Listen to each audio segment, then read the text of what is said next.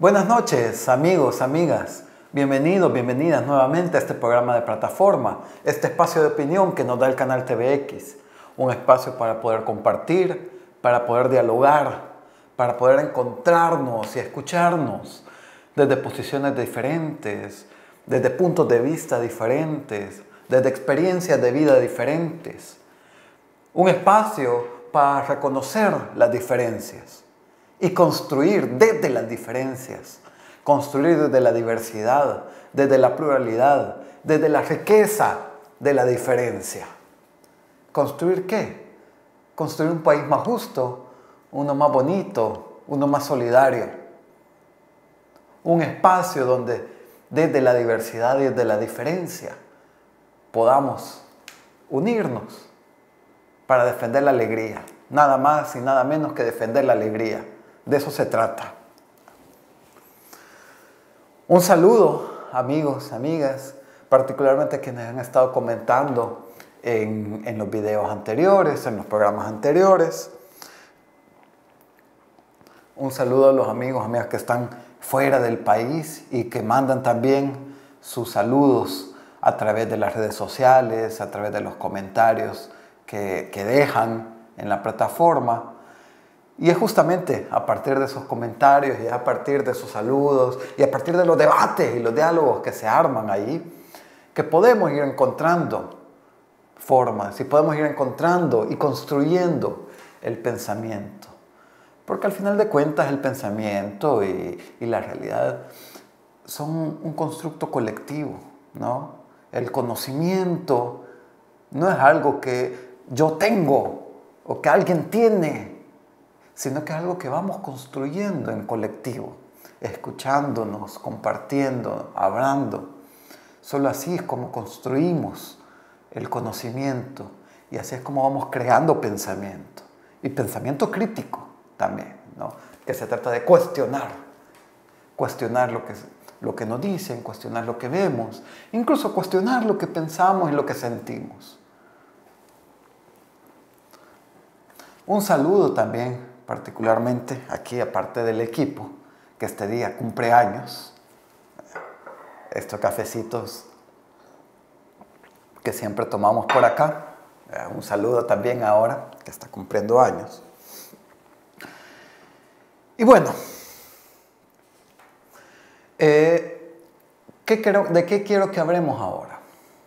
Hoy estamos ya a 27 de septiembre.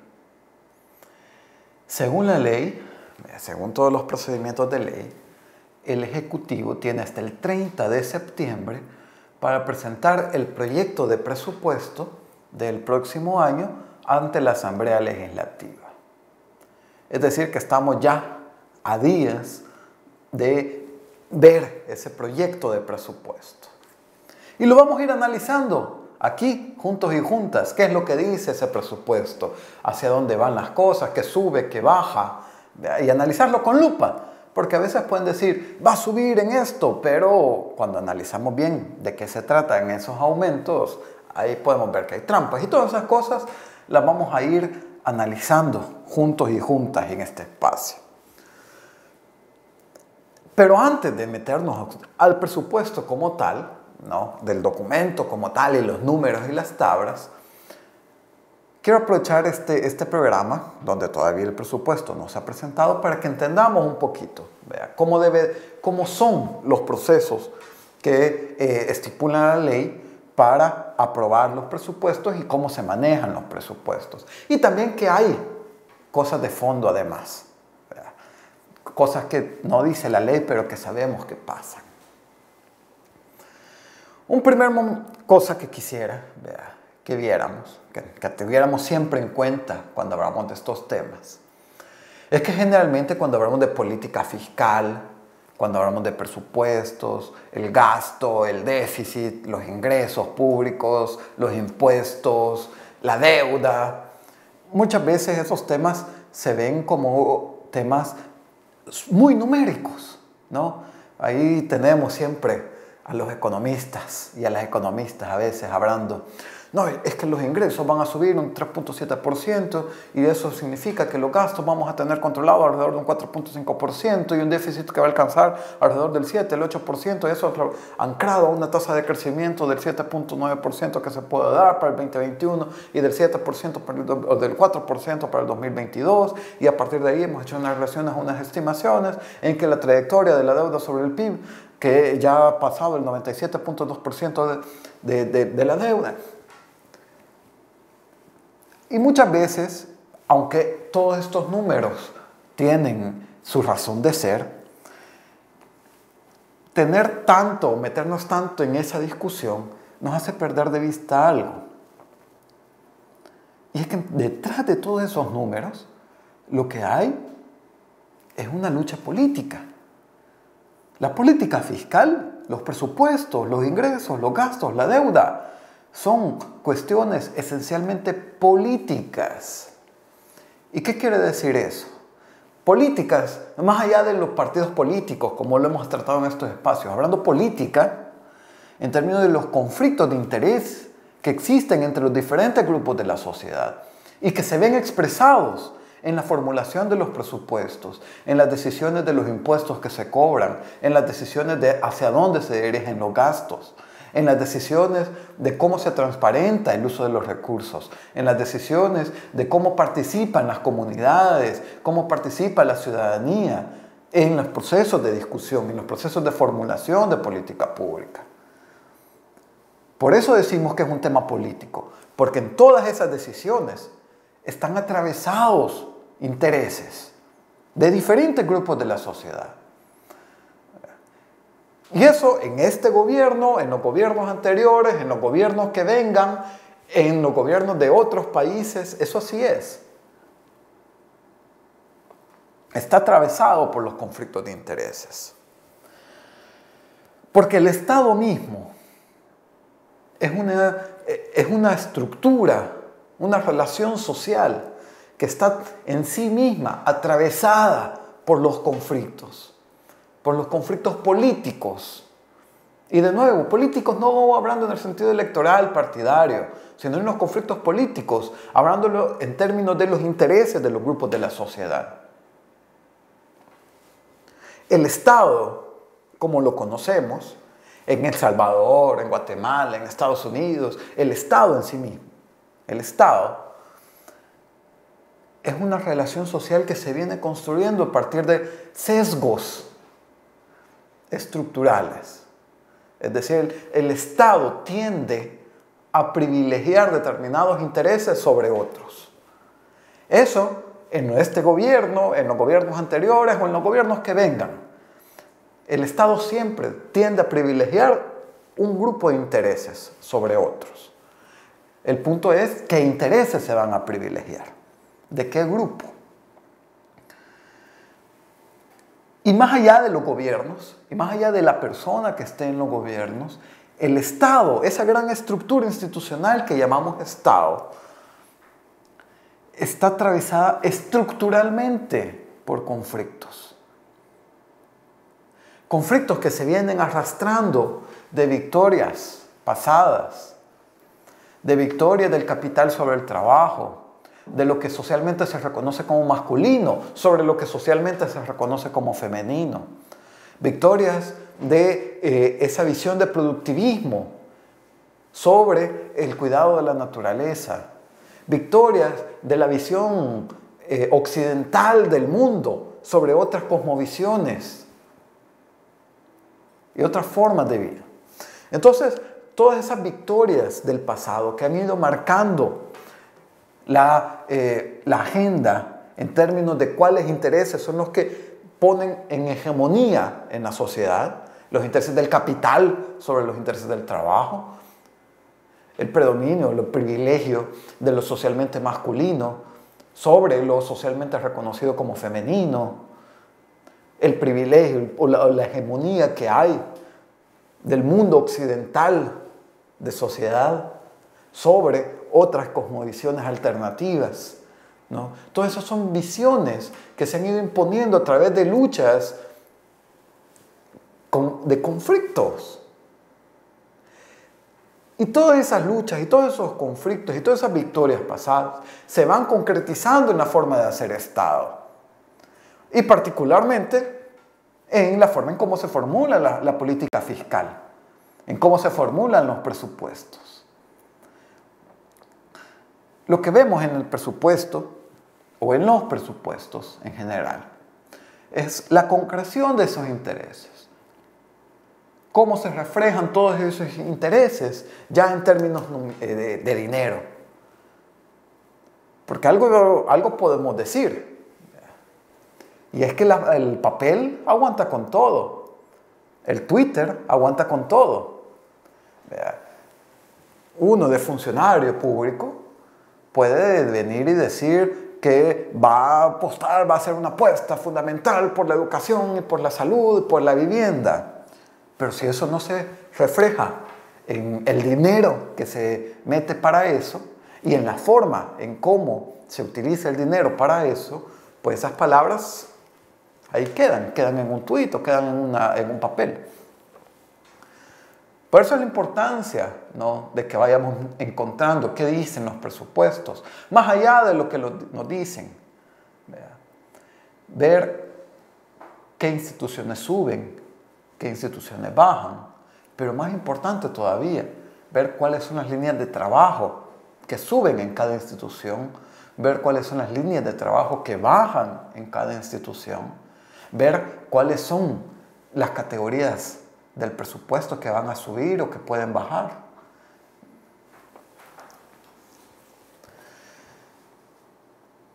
Y para ir entendiendo esto del presupuesto,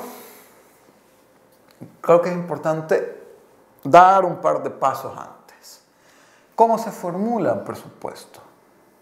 Ya hay, según la ley, un procedimiento de cómo se debe formular el presupuesto público o el presupuesto general del Estado, cómo se debe de formular, cómo se debe discutir, cómo se debe de aprobar y cómo se debe de ejecutar y cómo se debe de transparentar. A ver, hay toda una serie de pasos que se tienen que cumplir.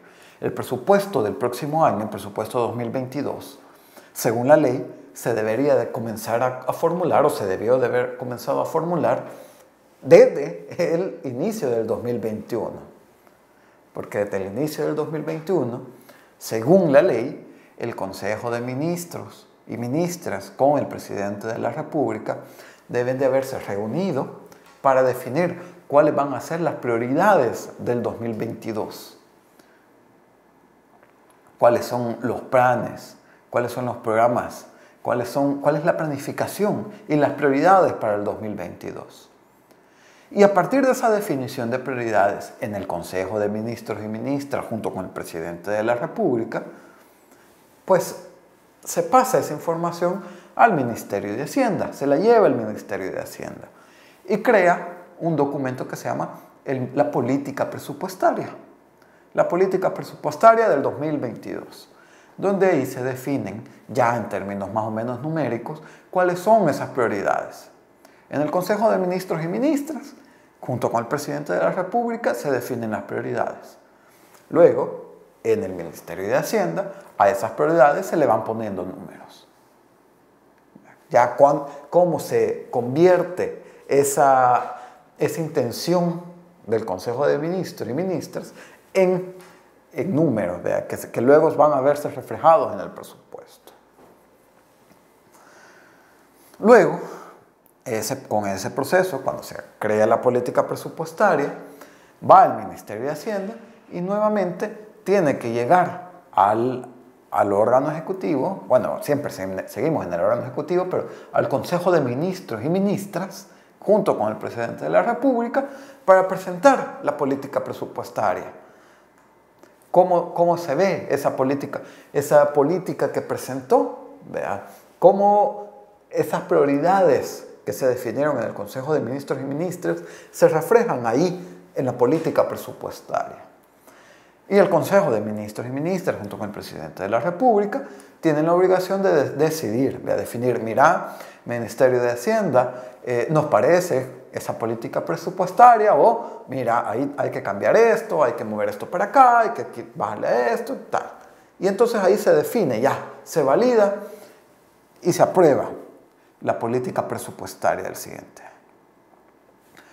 Una vez aprobada esa política presupuestaria, teniendo ese marco de la política presupuestaria, viene el Ministerio de Hacienda y comienza ya a hacer ejercicios de estimaciones de cuántos ingresos puede conseguir el próximo año.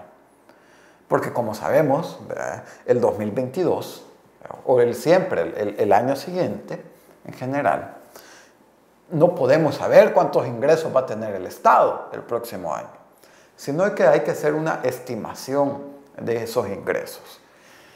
Y esa estimación tiene que ver con varias cosas. Por un lado, el crecimiento económico. La mayor parte de los ingresos que tiene el Estado proviene de los impuestos. Y particularmente de dos impuestos, el IVA y el impuesto sobre la renta. Esos dos impuestos están relacionados con la dinámica de la economía. Si se caen las ventas, se cae la recaudación del IVA. Si se cae el empleo, se cae la recaudación de la renta.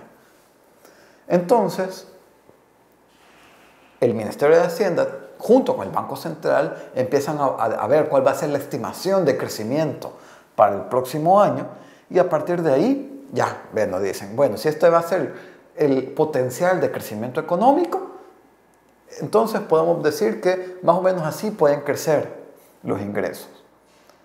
¿Qué otros elementos se ponen en esta valoración? Bueno, la capacidad del Estado de velar, ¿verdad?, porque se cumplan todos los impuestos, porque se paguen todos los impuestos. Entonces, esa es otra de las estimaciones que se debe de hacer el Ministerio de Hacienda.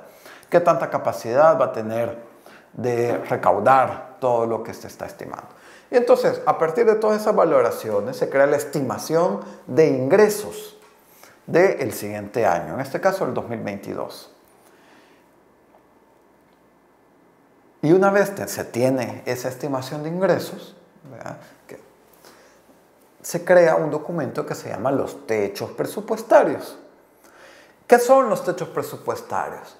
Es el máximo de lo que cada institución va a poder gastar el siguiente año. Ahí ya el Ministerio de Hacienda, ¿verdad?, define, bueno, cuánto va a poder tener el Ministerio de Salud, cuánto va a poder tener el Ministerio de Educación, cuánto va a tener Seguridad, cuánto va a tener el Ministerio de Medio Ambiente, el monto máximo. Y eso pasa otra vez al Consejo de Ministros y Ministras con el Presidente de la República, para que sea ahí, en ese espacio, con ministros, ministras y el Presidente, que definan, que validen esos techos presupuestarios, que definan si hay que subir o bajar techos, algunos elementos de los techos, qué hay que hacer, ¿no?, o si están totalmente de acuerdo con la propuesta del Ministerio de Hacienda. Y ahí, en ese espacio es que se valida. Una vez esté validado eso, pues entonces el Ministerio de Hacienda pasa esos techos presupuestarios al resto de las instituciones. Ya ahí ya le dice, vaya, Ministerio de Educación, vos vas a tener tantos millones. Salud, vos vas a tener tantos millones. Y ya vienen los equipos de cada uno de los ministerios y empiezan a definir cuáles van a ser sus presupuestos institucionales. Vea, cuánto van a tener que pagar de salarios, cuánto van a tener que pagar en las instalaciones, cuánto van a destinar en compras de insumos, cuánto van a destinar en pago de servicios, por ejemplo. Y eso ya cada equipo de cada institución pública lo va definiendo haciendo su propio presupuesto. Y luego ese presupuesto que ha realizado cada institución, ese detalle, se lo manda de regreso al Ministerio de Hacienda, que lo consolida. Consolida todos los presupuestos de todas las instituciones públicas.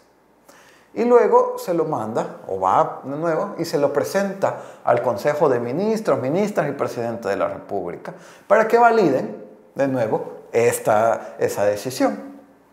Y una vez con el aval del Consejo de Ministros y Ministras y el Presidente de la República, se presenta ese proyecto de presupuesto general del Estado para el siguiente año ante la Asamblea Legislativa. Según la ley, esa presentación debe de ser como máximo el 30 de septiembre, ya en unos días. Es decir, que todo este proceso previo que hemos dicho se debería ya de haber estado cumpliendo. Digo que se debería porque no podemos dar certeza si se ha hecho. Hasta hace unos días se solicitó los techos presupuestarios y todavía no estaban disponibles públicamente, ¿no? Eso había sido algo que en los años anteriores sí que todos los gobiernos, incluso este gobierno, los había venido haciendo públicos, los techos presupuestarios. Es más, el año pasado, justamente después de hacer público los techos presupuestarios, fue que se vio que la UES tenía una reducción de 10 millones de dólares y por tanto se dio todo un proceso de que había que compensar y se corrigió eso. Pero este año, hasta este momento, no conocemos todavía cuáles son los techos presupuestarios del próximo año. Va a ser hasta el jueves, donde se presente ante la Asamblea Legislativa, que vamos a conocer cómo se da todo el tema del presupuesto. Y creo que tenemos dos cosas para finalizar. Por un lado, si veamos todo el proceso de la formulación del presupuesto, nos damos cuenta de que no existe en ningún momento participación ciudadana. En todo este proceso de formulación, en ningún momento hay participación ciudadana. Lo que se ha logrado en otros años es que la Asamblea Legislativa reciba a diferentes grupos de la sociedad, a comunidades organizadas, a organizaciones sociales, a instituciones de investigación para hablar sobre el tema, ¿no? Pero eso ha sido algo voluntario de la Comisión de Hacienda. No hay ningún mecanismo de ley que obligue a hacer eso. Y eso ya es un primer problema que vemos en el proceso de formulación. Este año ya se va a presentar. Esperemos que, como en los años anteriores, también existan procesos de diálogo con comunidades organizadas, con organizaciones sociales, con espacios de sociedad civil, para conocer el presupuesto y para dialogarlo en la Comisión de Hacienda y especial del presupuesto. Pero para irlo dialogando, es importante conocerlo. Y serán los próximos programas en los que vamos a ir conociendo qué dice ese presupuesto, ese proyecto de presupuesto. Por el momento nos quedamos hasta aquí. Buenas noches, amigos, amigas. Un gran abrazo.